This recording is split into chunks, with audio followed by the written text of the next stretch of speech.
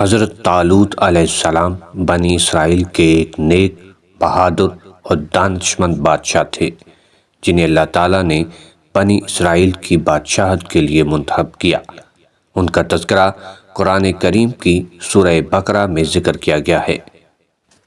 حضرت موسیٰ علیہ السلام اور حضرت ہارون علیہ السلام کے بعد بنی اسرائیل کے لوگ رفتہ رفتہ گناہوں میں مبتلا ہو گئے۔ وہ اللہ کی نافرمانی کرنے لگے، آپس میں اختلافات اور کمزوری پیدا ہو گئی۔ ان کے دشمن قوم عمالقہ نے ان پر حملے کر دیے اور انہیں شدید نقصان پہنچایا۔ بنی اسرائیل سے تابوت سکینہ بھی چھن گیا، جو ان کے لیے فتح اور برکت کی علامت تھی۔ وہ بے حکومتی اور بد نظمی کا شکار ہو گئے۔ آخرکار بنی اسرائیل نے اپنے نبی حضرت سموئیل علیہ السلام سے درخواست کی کہ وہ اللہ سے دعا کریں کہ انہیں کوئی نیک بادشاہ عطا کیا جائے جو انہیں دوبارہ مضبوط کر دے۔ اللہ تعالیٰ نے حضرت سموئیل علیہ السلام کو وحی کے ذریعے بتایا کہ طالوت کو بادشاہ مقرر کیا جائے گا۔ قرآن کریم کے اندر اللہ رب العزت نے سورہ بقرہ میں ارشاد فرمایا، کیا تم نے بنی اسرائیل کے سرداروں کو نہیں دیکھا جو موسیٰ کے بعد اپنے نبی سے کہنے لگے، ہمارے لیے ایک بادشاہ مقرر کر دیں تاکہ ہم اللہ کے راستے میں جنگ کریں۔ جب حضرت سموئیل علیہ السلام نے بنی اسرائیل کو بتایا کہ اللہ نے طالوت کو بادشاہ مقرر کر دیا ہے تو انہوں نے اعتراض کیا۔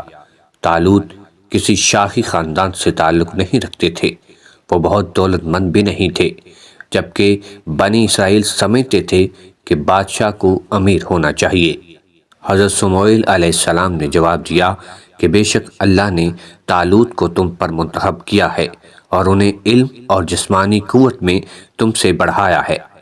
اللہ نے طالوت کو عقل، دانائی، قوت اور قیادت کے بہترین اوصاف سے نوازا تھا۔ اللہ نے بنی اسرائیل کو نشانی کے طور پر تابوت سکینہ واپس لوٹانے کا وعدہ کیا۔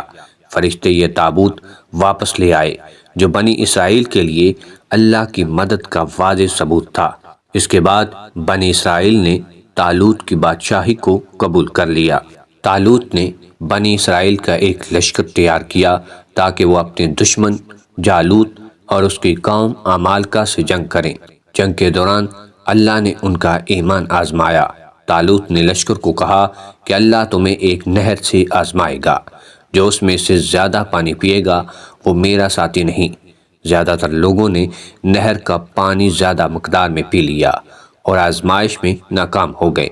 صرف 313 افراد یا کچھ تفاسیر کے مطابق 4000 اس آزمائش میں کامیاب ہوئے۔ بنی اسرائیل کی فوج کم تعداد میں ہونے کے باوجود ثابت قدم رہی۔ بنی اسرائیل میں ایک نوجوان حضرت داؤد علیہ السلام بھی شامل تھے۔ انہوں نے اللہ کے حکم سے طالوت کو قتل کر دیا۔ اللہ نے بنی اسرائیل کو فتح عطا کی اور طالوت کامیاب بادشاہ ثابت ہوئے۔ بعد میں حضرت داؤد علیہ السلام کو اللہ نے نبوت اور بادشاہت عطا کی۔ طالوت کی بادشاہی سے ہمیں سبق ملتا ہے کہ قیادت کی اصل خوبی مال و دولت نہیں، بلکہ علم، دیانتداری، حکمت اور قوت ہوتی ہے۔ اللہ تعالیٰ نے طالوت کو بادشاہ منتخب کیا اور انہوں نے بنی اسرائیل کو ظلم اور غلامی سے نجات دلائی۔ ان کے لشکر میں اللہ نے بنی اسرائیل کو فتح عطا کی اور ان کے لشکر میں موجود حضرت داؤد علیہ السلام نے جالوت کو قتل کر کے بنی اسرائیل کی عظمت بحال کی۔ یہ واقعہ قیامت تک کے مسلمانوں کے لیے ایک درس ہے کہ اگر ہم اللہ پر بھروسہ رکھیں اور ایمان کے ساتھ جدوجہد کریں تو ہمیں فتح و نصرت نصیب ہوگی، چاہے ہمارے وسائل کمزور ہی کیوں نہ ہوں۔